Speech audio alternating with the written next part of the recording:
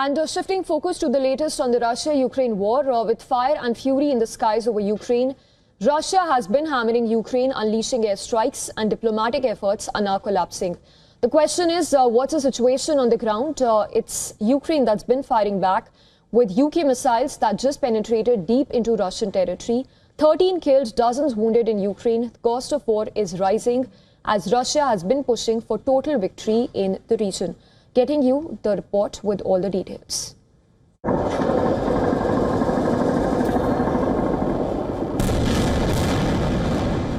It began under a black Ukrainian sky, streaks of light cutting through the clouds, sirens wailing, explosions echoing across Kyiv and Kharkiv.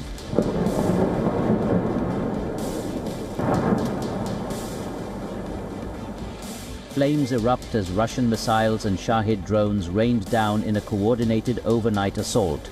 The skyline burns orange, windows shattered, streets turned into rivers of fire and debris. In Kyiv, emergency teams scrambled through the chaos, pulling survivors from collapsed apartment blocks. There was a huge explosion wave. When I got out of my bed, I saw the neighbor's house on fire. It was so fast and so powerful that I thought it was a drone with a powerful explosive. You can see all the boards of the fence ended up on the roof. All the windows are blown out, even those that were covered with the curtains. We heard a loud explosion, and then the glass started to fall, and then everything was caught in the rain of fire. The fire drops were everywhere. It was very scary for kids. I never thought that this could happen in our neighborhood. In Kharkiv, entire neighborhoods lost power. The thud of detonations rolled for hours.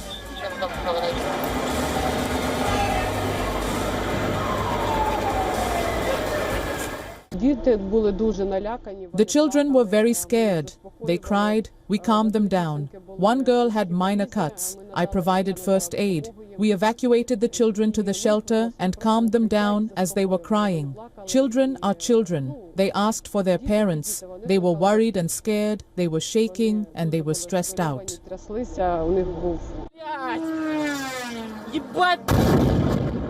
Dramatic footage from Sumy showed a Russian drone diving like a hawk before exploding on impact. Kyiv says Russia launched over 400 drones and nearly 30 missiles.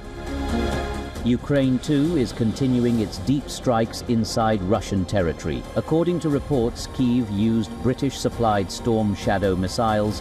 The attack targeted a plant in the city of Bryansk that reportedly produces components used in Russian ammunition.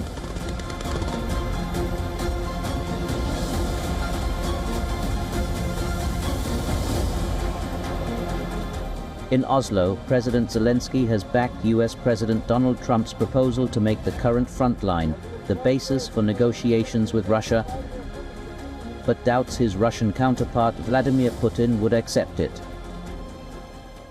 How now to go to political decisions, I mean peace negotiations, diplomatic way how to stop Putin.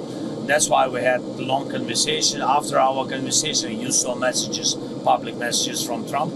He proposed stay where we stay and begin conversation. I think that was good compromise, but I'm not sure that Putin will support it. And I said it to the president.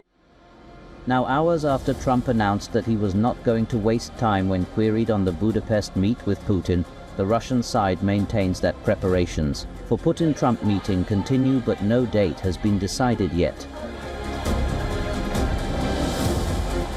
As diplomacy gathers pace, the war continues. The front lines remain static. The killing doesn't stop. The war, it seems, is not slowing down, it's accelerating. Russia and Ukraine are now fighting not just for land, but for endurance. Bureau Report, WION World is One.